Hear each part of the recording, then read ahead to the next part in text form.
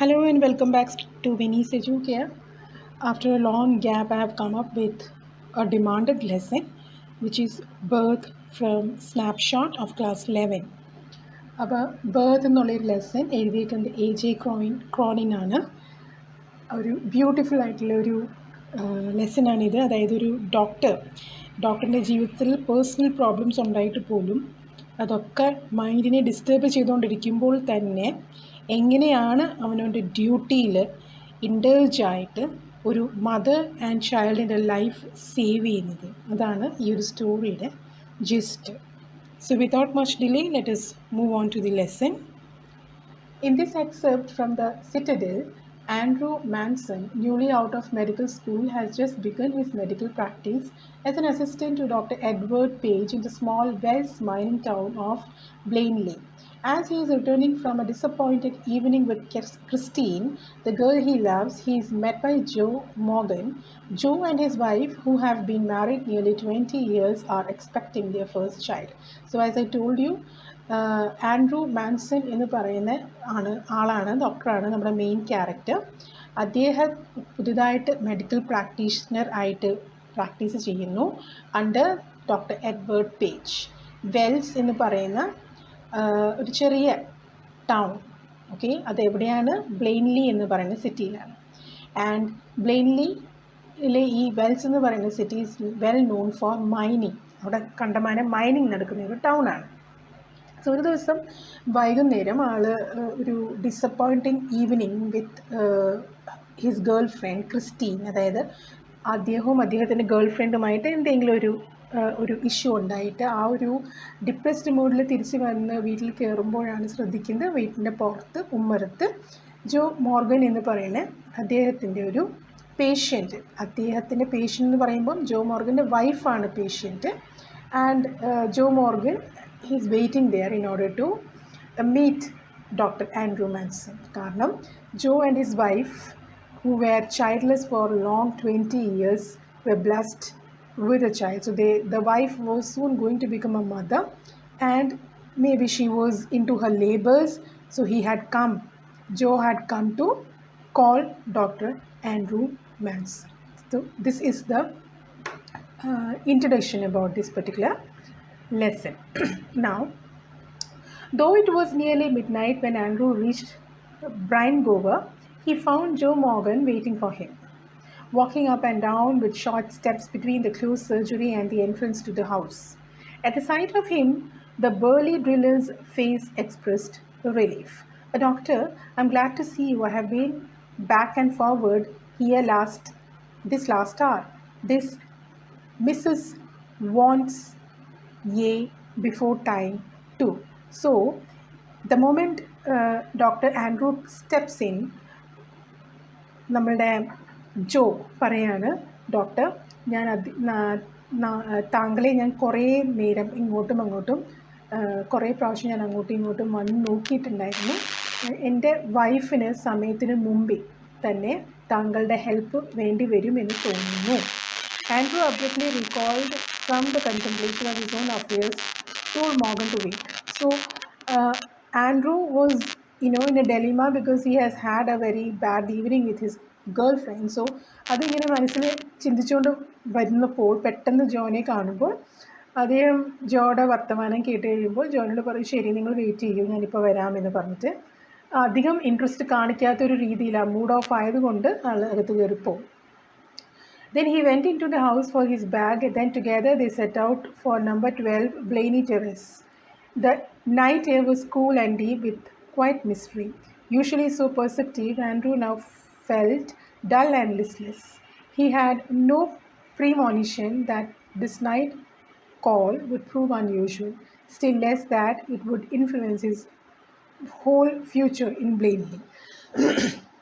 So as it is being said, അദ്ദേഹം പോയി വീട്ടിനുള്ളിൽ പോയി അദ്ദേഹത്തിൻ്റെ മെഡിക്കൽ ബാഗ്, അതിനകത്ത് അതായത് മെഡിക്കൽ ഇൻസ്ട്രുമെൻറ്റ്സ് ഒക്കെ നിറഞ്ഞ ബാഗ് എടുത്തിട്ട് വന്നു. And he was still in the same depressed mood. അദ്ദേഹം ജോയുടെ കൂടെ കയറിയിട്ട് നമ്പർ 12 പ്ലെയിൻ ടെറസ് എന്ന് പറയുന്ന അഡ്രസ്സിലോട്ട് ജോയുടെ വൈഫിനെ കാണാൻ വേണ്ടിയിട്ട് പുറപ്പെട്ടു. ആ ഒരു രാത്രി ഒരു സ്പെഷ്യൽ രാത്രിയായി മാറും എന്നുള്ളത് ഡോക്ടർ ആൻഡ്രൂവിൻ്റെ ചിന്തയിൽ തന്നെ ഉണ്ടായിരുന്നില്ല. He never thought that this is going to just change his whole future in plainly. Something very great was going to happen. The two men walked in silence until they reached the door of number 12, and then Joe drew up short. "I will not come in," he said, and his voice showed signs of strain. "But man, I know you will do well for us." So വീടിൻ്റെ അടുത്ത് എത്തിയപ്പോൾ അവിടെ വന്നപ്പോഴത്തേനും ജോന് tension ആയതുകൊണ്ട് ജോൻ പറഞ്ഞു, "ഞാൻ ഇനി അകത്ത് കയറുന്നില്ല ഡോക്ടർ. എനിക്ക് താങ്കളെ പൂർണ്ണ വിശ്വാസമുണ്ട്. താങ്കൾ ഞങ്ങൾക്ക് നന്മ മാത്രമേ വരുത്തുള്ളൂ എന്നുള്ളൊരു വിശ്വാസമുണ്ട്. അതുകൊണ്ട് താങ്കൾ മാത്രം അകത്ത് കയറി പോകൂ" എന്ന് പറഞ്ഞിട്ട് അദ്ദേഹം അവിടെ പുറത്ത് തന്നെ വെയിറ്റ് ചെയ്യുന്നു. Inside, a narrow stair led up to a small bedroom, clean but poorly furnished, and lit only by an oil lamp. Here, Mrs. Morgan's mother, a tall grey-haired woman of nearly 70, and the stout elderly midwife waited beside the patient, watching Andrew's expressions as he moved about the room. So, വീടിൻ്റെ ഉള്ളിൽ കയറി ചെന്നപ്പോൾ ചെറിയൊരു narrow സ്റ്റെയറിലൂടെ കയറി ചെന്ന് ഒരു ചെറിയ ബെഡ്റൂമിലെത്തി. ആ ബെഡ്റൂം നല്ല ക്ലീൻ ആയിരുന്നു. ബട്ട് അതിനകത്ത് ഫർണിഷിങ് ഒന്നും അധികം ഉണ്ടായിരുന്നില്ല. ഒരു ചെറിയ ഓയിൽ ലാമ്പിൻ്റെ വെളിച്ചത്തിലാണ് അവിടെ മോർഗൻസ് മദർ, ഒരു tall woman who was nearly in her 70s, പിന്നെ ഒരു മിഡ്വൈഫ്, ഹെൽത്തി ആയിട്ടുള്ള ഒരു മിഡ്വൈഫും പിന്നെ ജോയുടെ വൈഫും, ഇവർ 3 പേരും ആ റൂമിലുണ്ടായിരുന്നു.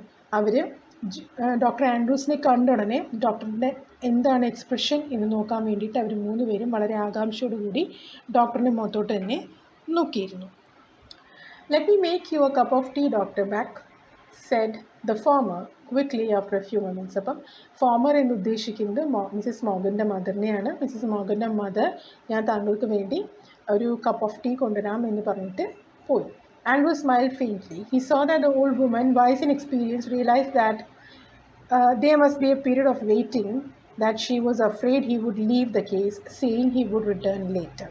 So, എന്താ സംഭവിച്ചതെന്ന് വെച്ചാൽ മോർഗൻ്റെ അമ്മയ്ക്ക്, she was naturally a lady who has already given birth to her daughter, and she was actually, അവർക്ക് അറിയായിരുന്നു മോൾക്ക് പ്രസവവേദന വന്നിട്ടുണ്ടെങ്കിലും ചിലപ്പോൾ പ്രസവം അടുത്തിട്ടില്ല, പ്രസവത്തിന് ഇനിയും കുറച്ച് സമയമുണ്ടാവും. അതുകൊണ്ട് ചിലപ്പോൾ ഈ ഡോക്ടർ വന്ന് കുട്ടീനെ നോക്കിയിട്ട് പറയും, "ഞാൻ കുറച്ച് കഴിഞ്ഞിട്ട് വരാം, സമയമായിട്ടില്ല, കുറച്ച് കഴിഞ്ഞിട്ട് വരാം" എന്ന് പറഞ്ഞു പോകുമായിരിക്കും. അതുകൊണ്ട് അതിന് മുമ്പ് തന്നെ പോകരുത്, ഞാൻ ചായ കൊണ്ടുവരാം എന്ന് പറഞ്ഞിട്ടാണ് അവർ അകത്തോട്ട് കയറിപ്പോകുന്നത്. "Don't fret mother, I will not run away." അപ്പോൾ അത് മനസ്സിലാക്കിക്കൊണ്ട് ഡോക്ടർ പറയാണ്, "പേടിക്കണ്ട, ഞാൻ ഇവിടെ തന്നെ ഉണ്ടാവും, ഞാൻ ഓടിപ്പോണില്ല."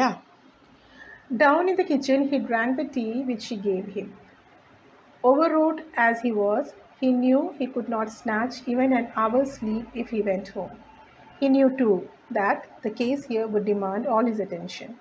A queer lethargy of spirit came upon him. He decided to remain until everything was over. അപ്പോൾ ഡോക്ടറിന് അറിയായിരുന്നു ഈ പേഷ്യൻറ്റിന് കൂടി വന്ന ഒരു മണിക്കൂർ അല്ലെങ്കിൽ ഒരു 1.5 മണിക്കൂറിൻ്റെ ഉള്ളിൽ തന്നെ കുഞ്ഞുണ്ടാവാൻ സാധ്യതയുണ്ട്. അതുകൊണ്ട് ഞാൻ വീട്ടിൽ പോയാൽ തന്നെ എനിക്ക് 1 മണിക്കൂർ പോലും ഒന്നും ഉറങ്ങാൻ സമയം കിട്ടില്ലായിരിക്കും, അപ്പോഴത്തേനും എനിക്ക് തിരിച്ച് വരേണ്ടി വരും. അതുകൊണ്ട് തന്നെ he decided that he is going to stay there. And അദ്ദേഹത്തിന് പേഷ്യൻറ്റിനെ നോക്കിക്കഴിഞ്ഞപ്പോൾ മനസ്സിലായി, ഞാൻ ഇവിടുന്ന് പോയാൽ ശരിയാവില്ല, because she needs whole of my attention during this time. An hour later, he went upstairs again, noted the progress made, came down once again, sat by the kitchen fire. It was still, except for the rustle of a cinder in the grate and the slow tick-tock of the wall. No, there was another sound, the beat of Morgan's footsteps as he paced in the street outside. The old woman opposite him sat in her black dress, quite motionless, her eyes strangely alive and wise, probing, never leaving his face. Now, Dr. Andrew വീണ്ടും പോയിട്ട് പേഷ്യൻറ്റിനെ ഒന്ന് നോക്കിയിട്ട് വരും. Progress എത്രത്തോളം ആയി എന്ന് അറിഞ്ഞ് വീണ്ടും അദ്ദേഹം താഴെ വന്നിട്ട് കിച്ചൻ്റെ അവിടെ സൈഡിൽ ഫയറിൻ്റെ അടുത്തായിട്ട് വന്നിരിക്കും. അങ്ങനെ ഇരിക്കുമ്പോൾ ആൾ ശ്രദ്ധിക്കുന്ന 3 സൗണ്ട്സിനെ പറ്റിയാണ് ഇവിടെ പറഞ്ഞിരിക്കുന്നത്. ഒരു സൗണ്ട്, നമ്മുടെ ആ വിറക്, ആ തീ കത്തിക്കൊണ്ടിരിക്കുമ്പോൾ ആ വിറക് അതിനകത്ത് കത്തുന്നതിൻ്റെ ഒരു റസ്ലിംഗ് സൗണ്ട്, അതാണ് ഒരു സൗണ്ട് നോട്ട് ചെയ്യുന്നത്. പിന്നെ വാൾ ക്ലോക്കിൻ്റെ ടിക് ടിക് സൗണ്ട്. പിന്നെ ശ്രദ്ധിച്ച് കേൾക്കുമ്പോൾ അദ്ദേഹത്തിന് ഫുഡ് സ്റ്റെപ്സ് കേൾക്കാം. ആരുടെ? പുറത്ത് വളരെ ടെൻഷനിൽ മോർഗൻ അദ്ദേഹത്തിൻ്റെ വൈഫിന് എങ്ങനെ ഉണ്ടാവും എന്നുള്ളൊരു ടെൻഷനിൽ അങ്ങോട്ടും ഇങ്ങോട്ടും നടക്കുന്ന ആ ഫുഡ് സ്റ്റെപ്പിൻ്റെ സൗണ്ടും കൂടി അദ്ദേഹത്തിന് ശ്രദ്ധയിൽപ്പെടും. ഇതേ സമയത്ത് ഡോക്ടർ ആൻഡ്രൂയുടെ നേരെ ഓപ്പോസിറ്റായിട്ട് മിസ്സിസ് മോഗൻ്റെ അമ്മ ഇരിപ്പുണ്ടായിരുന്നു. She was completely tensed. അവർ മോഷൻലെസ് ആയിട്ട് തന്നെ ഇരിക്കുകയായിരുന്നു. അവരുടെ നോട്ടം മൊത്തം ഡോക്ടറിൻ്റെ മേൽ തന്നെയായിരുന്നു. And her eyes were racing so many questions about her daughter's health. His thoughts were heavy, muddled. The episode he had witnessed at Cardiff station still obsessed him morbidly. അദ്ദേഹത്തിൻ്റെ തോട്ട്സ് ഇപ്പോഴും വളരെ ഡിപ്രസ്ഡ് ആയിരുന്നു, വളരെ confused ആയിരുന്നു. അദ്ദേഹം കാർഡിൽ സ്റ്റേഷനിൽ വെച്ച് സംഭവിച്ച ആ സംഭവങ്ങൾ അല്ലെങ്കിൽ വിറ്റ്നസ് ചെയ്ത സംഭവങ്ങൾ ഇങ്ങനെ ഓർത്തെടുക്കുമ്പോൾ ആൾക്ക് വളരെയധികം അൺപ്ലസൻറ്റ്നെസ് ഫീൽ ചെയ്യുന്നുണ്ടായിരുന്നു. And he was completely disturbed at that point of time. He thought of Bramwell, foolishly devoted to a woman who deceived him sordidly, of Edward Page, bound to the shrewish Blodwen of Denny, living unhappily apart from his wife. His reason told him that all these marriages were dismal failures. So now, since he is in a very depressed mood, അദ്ദേഹം രണ്ട് കപ്പിൾസിനെ പറ്റിയാണ് ചിന്തിക്കുന്നത്. First couple is the husband is ബ്രാംവൽ.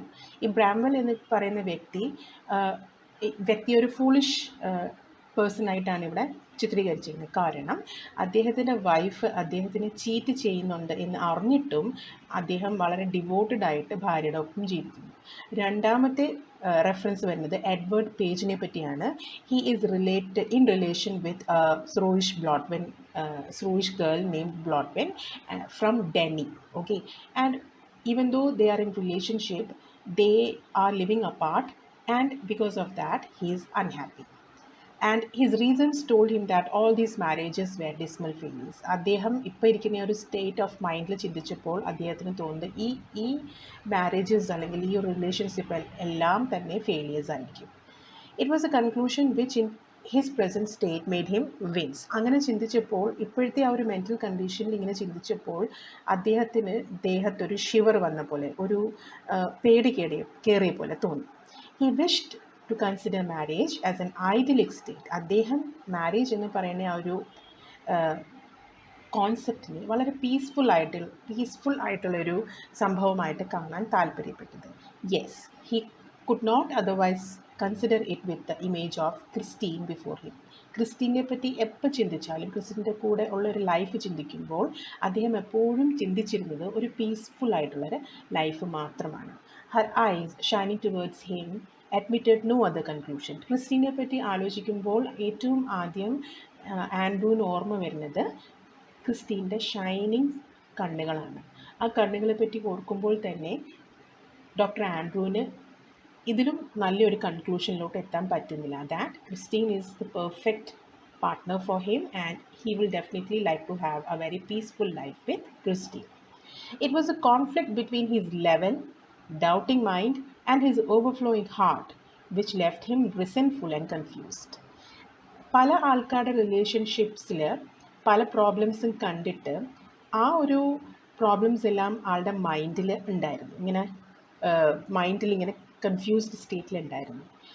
മനസ്സിൽ, ഹാർട്ടിൻ്റെ ഉള്ളിൽ Christine ഉണ്ടായിരുന്നു. പക്ഷേ ഈ മനസ്സും ഹാർട്ടും തമ്മിലുള്ള ആ ഒരു കോൺഫ്ലിക്റ്റ് നടന്നുകൊണ്ടിരിക്കുകയായിരുന്നു. Because of the bitter relationships that he has seen around him. ആ ഒരു കോൺഫ്ലിക്റ്റ് കാരണമാണ് ഇപ്പോഴത്തെ ഈ ഒരു സ്റ്റേജിലോട്ട് ഡോക്ടർ ആൻഡ്രൂ എത്തിപ്പെട്ടതെന്ന് ഡോക്ടറിന് ഏകദേശം ഒരു ധാരണയുണ്ടായിരുന്നു.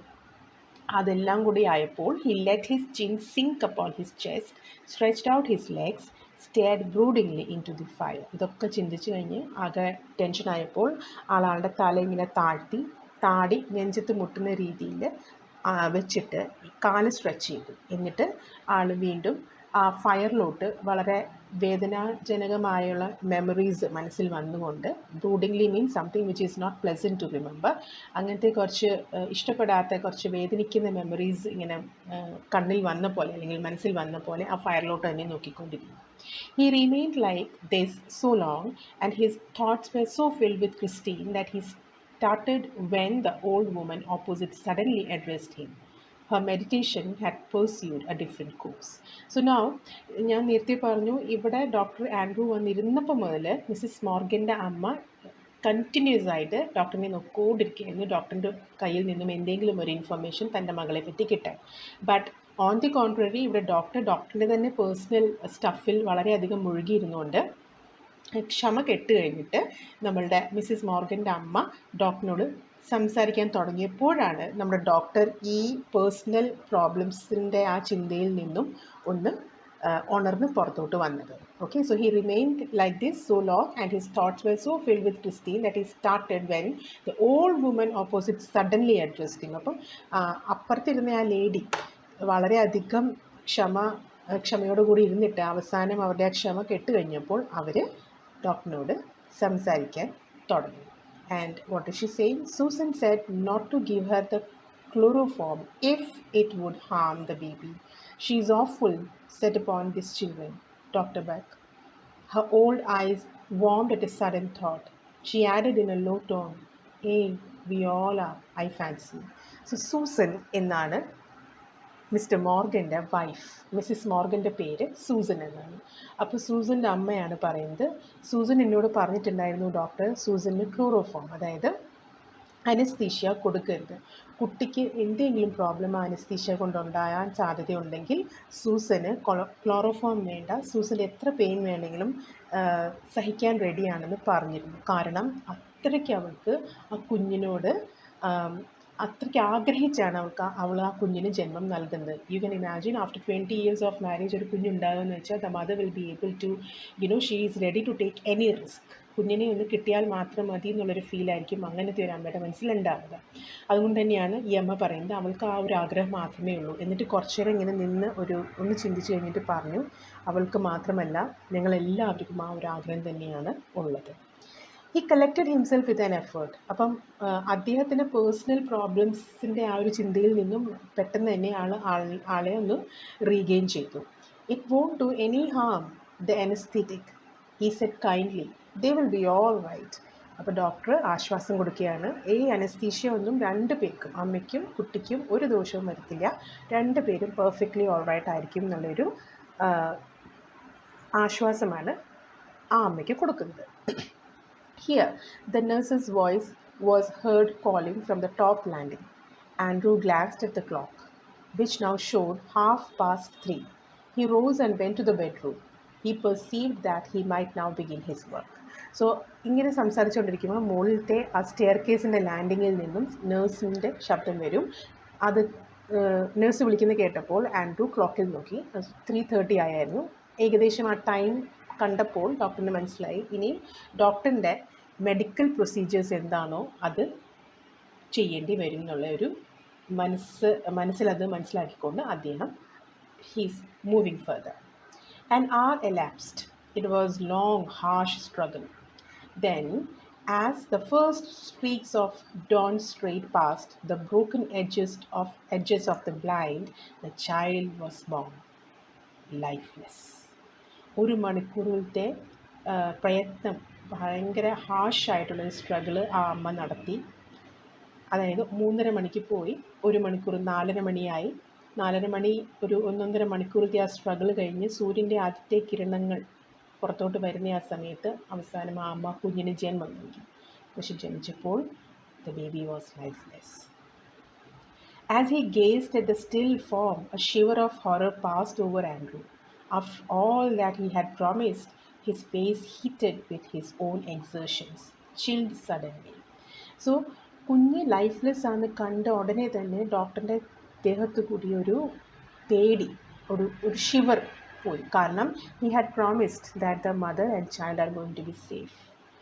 അപ്പോൾ അത്രയും നേരത്തെ ആ സ്ട്രഗിൾ കാരണം, ആ ഒരു മെഡിക്കൽ പ്രൊസീജിയറിൽ ഇരുന്ന കാരണം അദ്ദേഹം വളരെ ടയേർഡായിരുന്നു. പക്ഷേ കുഞ്ഞ് ലൈഫ്ലെസ് ആയി ജനിച്ച് കണ്ടപ്പോൾ he felt a sort of chillness in his body. He hesitated, torn between his desire to attempt to resuscitate the child and his obligation towards the mother, who was herself in a desperate state. The dilemma was so urgent he did not solve it consciously. Blindly, instinctively, he gave the child to the nurse and turned his attention to Susan Morgan, who now lay collapsed, almost pulseless, and not yet out of the ether upon her side.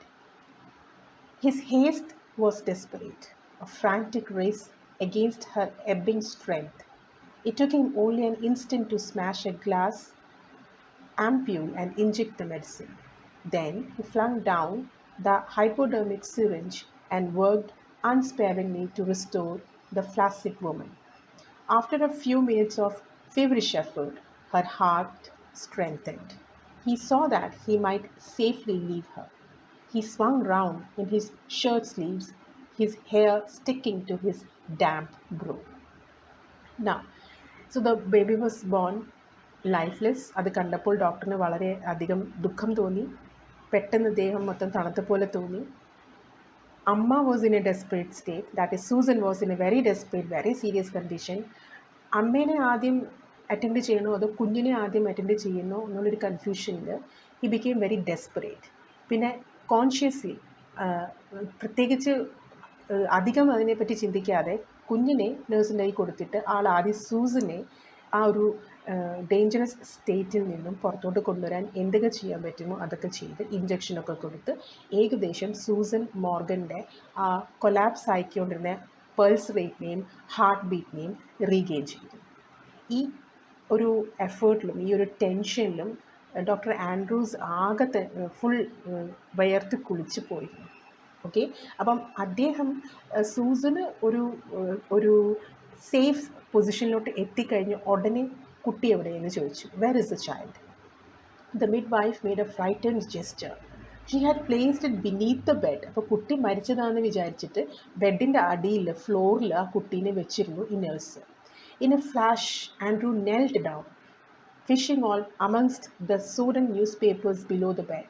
He pulled out the child, a boy perfectly formed. The limp, warm body was white and soft as tallow. The cord, hastily slashed, lay like a broken stem. The skin was of a lovely texture, smooth and tender.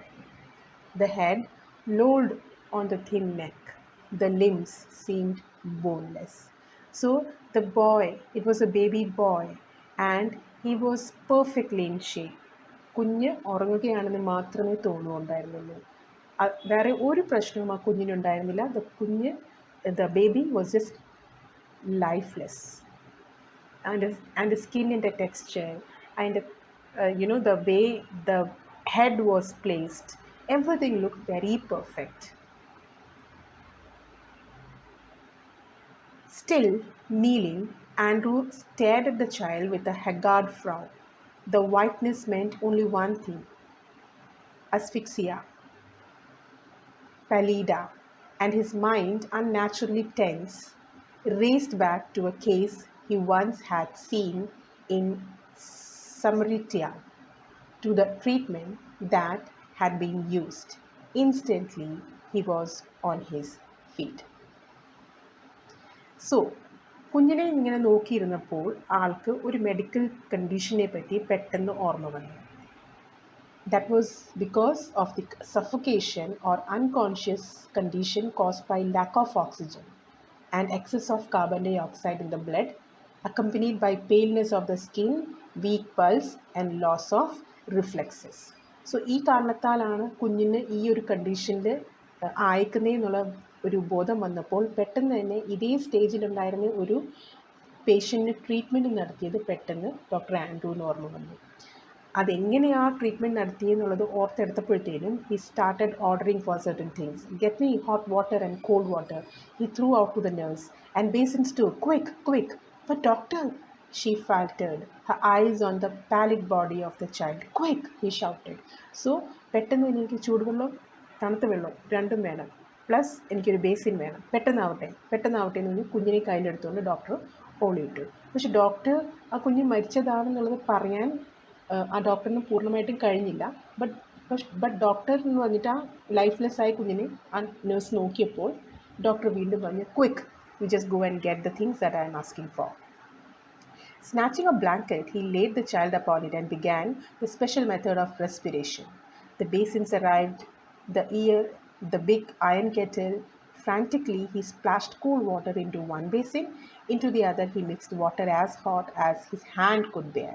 Then, like some crazy juggler, he hurried the child between the two, now plunging it into the icy, now into the steaming water. So കുഞ്ഞിനെ എടുത്ത് പെട്ടെന്ന് തന്നെ ബ്ലാങ്കറ്റിൽ പൊതിഞ്ഞു. Basins വന്നു, തണുത്ത വെള്ളം വന്നു, ചൂടുവെള്ളം വന്നു. ഒരു ബേസിനിൽ അദ്ദേഹം തണുത്ത വെള്ളം ഒഴിച്ചു, മറ്റേ ബേസിനിൽ അദ്ദേഹത്തിൻ്റെ സ്കിന്നിന് താങ്ങാൻ പറ്റുന്ന രീതിയിലുള്ള ചൂടുവെള്ളം ഒഴിച്ചു. എന്നിട്ട് ഈ കുഞ്ഞിനെ കയ്യിലെടുത്തിട്ട് ഒരു പ്രാവശ്യം ഹോട്ട് വാട്ടറിൽ മുക്കും, അപ്പം തന്നെ എടുത്ത് ഇപ്പുറത്തോട്ട് കോൾഡ് വാട്ടറിൽ മുക്കും, വീണ്ടും എടുത്ത് ഹോട്ട് വാട്ടറിൽ മുക്കും, വീണ്ടും എടുത്ത് കോൾഡ് വാട്ടറിൽ മുക്കും. അപ്പോൾ this is cold as the crazy juggler. Okay, juggling നമ്മൾ നിർത്താറില്ലേ, കയ്യിലിങ്ങനെ എടുത്ത് അങ്ങോട്ടും ഇങ്ങോട്ടും അമ്മാനമാടുക. അതേപോലെ തണുത്ത വെള്ളത്തിൽ നിന്ന് ചൂടുവെള്ളത്തിലോട്ട്, ചൂടുവെള്ളത്തിൽ നിന്ന് തണുത്ത വെള്ളത്തിലോട്ട്, ഇങ്ങനെ കുറേ പ്രാവശ്യം ഡോക്ടർ ആ കുഞ്ഞിൻ്റെ ശ്വാസം തിരിച്ചു കിട്ടാൻ വേണ്ടി ഈ ഒരു പ്രൊസീജിയർ ചെയ്തുകൊണ്ടേയിരുന്നു. 15 മിനിറ്റ് ഇത് തന്നെ ചെയ്തുകൊണ്ടേയിരുന്നു. 15 minutes passed. Sweat was now running into Andrew's eyes, blinding him. One of his sleeves hung down, dripping. His breath came pantingly, but no breath came from the lax body of the child. 15 minute കുഞ്ഞിനെ അങ്ങോട്ടും ഇങ്ങോട്ടും ജഗിൾ ചെയ്തിരുന്ന് doctor Andrews full വിയർത്ത് കഴിഞ്ഞിരുന്നു. ആ വിയർപ്പെല്ലാം അദ്ദേഹത്തിൻ്റെ കണ്ണിലോട്ട് വന്ന് വീണ് കണ്ണുകൾ കാണാൻ പറ്റാത്തൊരവസ്ഥയിൽ ആക്കിയിരുന്നു. അദ്ദേഹം വളരെയധികം പാൻറ്റ് ചെയ്യുന്നുണ്ടായിരുന്നു, വളരെയധികം ഹെവി ബ്രീതിങ് ആൾ ചെയ്യുന്നുണ്ടായിരുന്നു. പക്ഷേ കുഞ്ഞിന് യാതൊരു ബ്രീതിങ്ങിൻ്റെ ലക്ഷണവും ഉണ്ടായിരുന്നില്ല. A desperate sense of defeat pressed on him, a raging hopelessness. He felt the midwife watching him in stark consternation, while there, pressed back against the wall where she had all the time remained, her hand pressed to her throat, uttering no sound, her eyes burning upon him, was the old woman. He remembered her longing for a grandchild, as great as had been her daughter's longing for this child, all dashed away now, futile beyond remedy. So ഇത്രയും ഞാൻ ചെയ്തിട്ടും എനിക്ക് കുഞ്ഞിനെ ഒന്ന് രക്ഷിക്കാൻ പറ്റിയില്ലല്ലോ എന്നുള്ളൊരു desperate sense ആളിൽ വന്നപ്പോൾ ആൾ തോറ്റുപോലെ ആൾക്ക് തോന്നി, തോറ്റുപോയ പോലെ തോന്നി. ആളോട് തന്നെ ഒരു ദേഷ്യം വന്നു. ഈ സമയമൊക്കെ മിഡ് വൈഫ് ഡോക്ടറിൻ്റെ ഈ ഒരു പ്രൊസീജിയർ കണ്ടുകൊണ്ട് നിൽക്കുന്നുണ്ടായിരുന്നു. അതേസമയം അവിടെ ഹാർട്ടിൽ, അതായത് വേദനയോടുകൂടി അവനവൻ്റെ ഹാർട്ടിൽ കൈവച്ചിട്ട് ഇതെല്ലാം ഈ ഹോൾ പ്രൊസീജിയർ കണ്ടുകൊണ്ടിരുന്ന വേറൊരു വ്യക്തി അവിടെ ഉണ്ടായിരുന്നു. And that was Susan's mother. And doctor remembers how she was ലോങ്ങിങ് four A grand child and how Susan was ലോങ്ങിങ് for this child. അവരുടെ ആ എല്ലാ ആഗ്രഹങ്ങളും വെറുതെ ആയിപ്പോയല്ലോ, എനിക്ക് അവരുടെ ആഗ്രഹം സാധിച്ചു കൊടുക്കാൻ വേണ്ടി ഒരു റെമഡിയും ചെയ്യാൻ പറ്റുന്നില്ലല്ലോ എന്നുള്ളൊരു ഡെസ്പറേറ്റ് ഒരു സിറ്റുവേഷനിലായിരുന്നു ഡോക്ടർ നിന്നിരുന്നത്. The floor was now draggled mess. Stumbling over a soaping towel, Andrew almost dropped the child, which was now wet and slippery in his hand, like a strange white fish.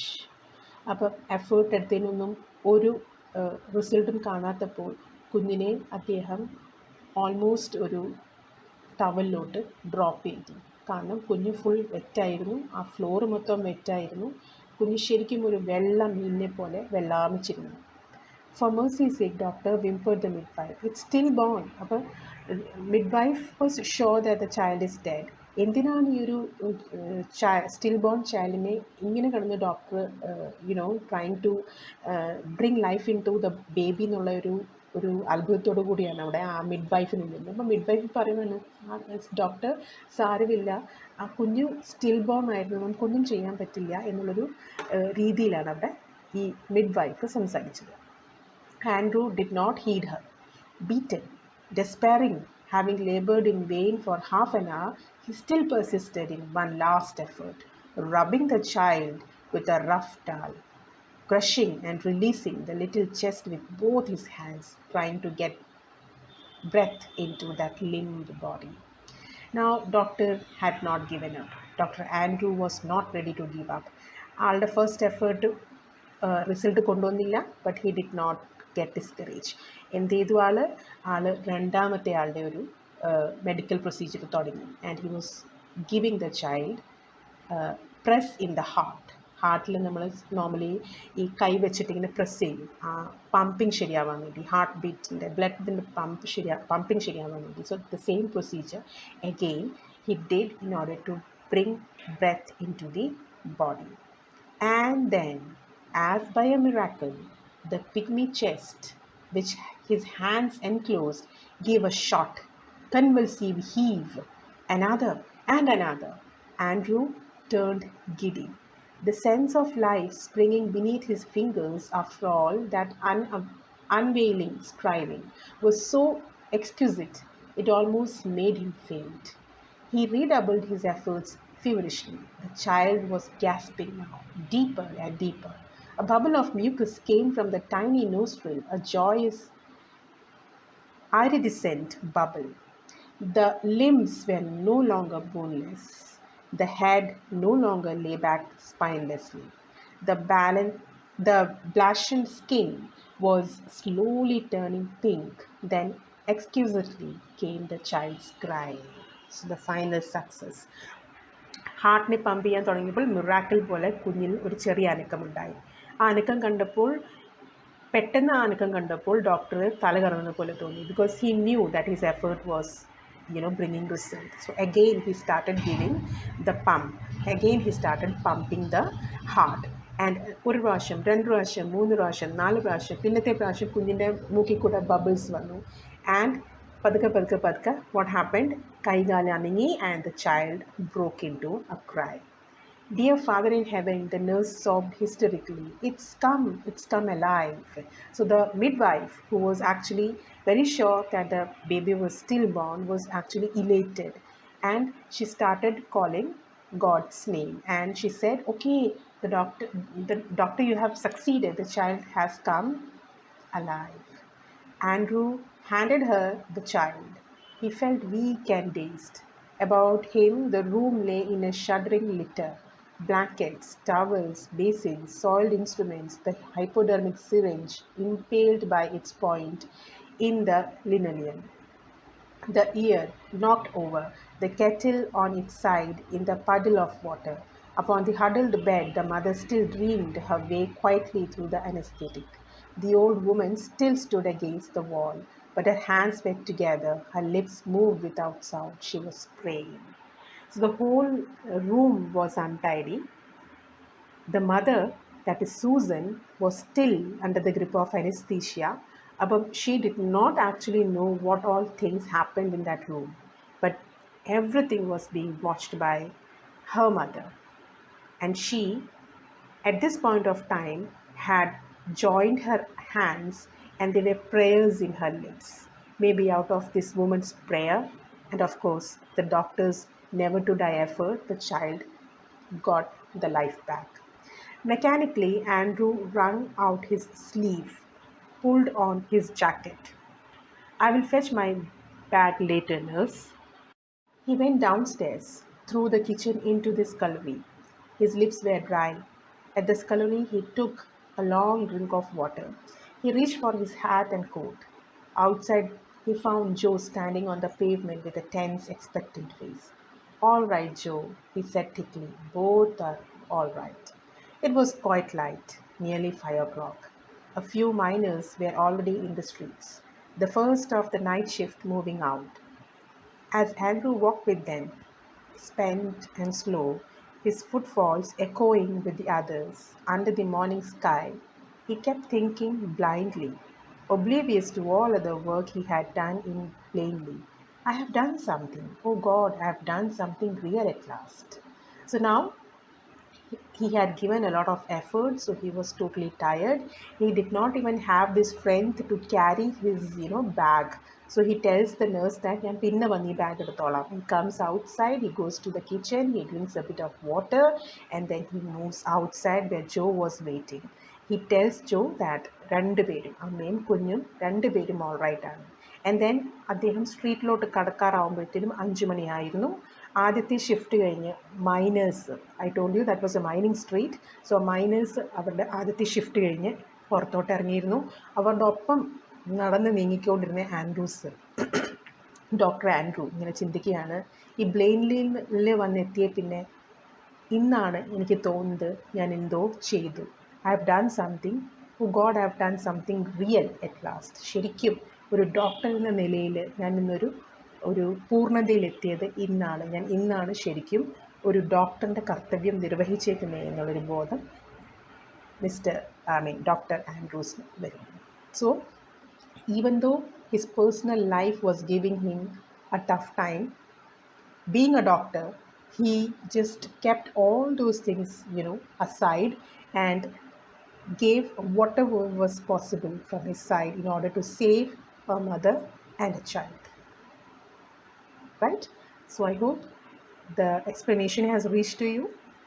I'll soon come up with some other lesson. Till then, bye bye and take care.